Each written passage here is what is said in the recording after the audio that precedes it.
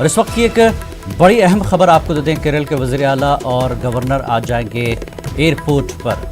जी हाँ, दिल्ली एयरपोर्ट जाएंगे और आरिफ मोहम्मद खान, पिनराई विजयन हादसे का मुआयना करेंगे।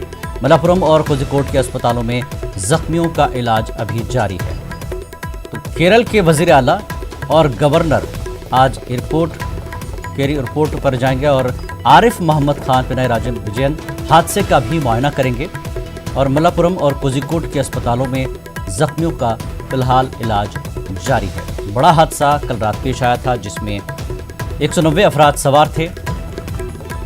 आपको बता दें कि 19 अफराद अभी तक हलाक हुए हैं और 100 से ज़्यादा मुसाफिर इसमें जख्मी हुए हैं। तैयारा की फिसलन की वजह से कितना बड़ा हादसा पेश आया है और अब केरल के वज़ीर आला और गवर्नर जो है हादसा का मुआयना करेंगे। आरिफ मोहम्मद खान और पिनराई विजयन मलप्पुरम और कोझिकोड के अस्पतालों में जख्मियों का इलाज जारी है।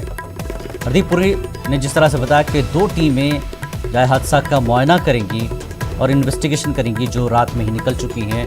तो इन दोनों टीमों के इन्वेस्टिगेशन के बाद, जांच के बाद लोग वहां पर मुआयने के लिए पहुंचेंगे। जैसा कि हरदीप पुरी ने कहा कि पहले जांच हो जाए ताकि वहां पर जांच में कोई दिक्कत न हो।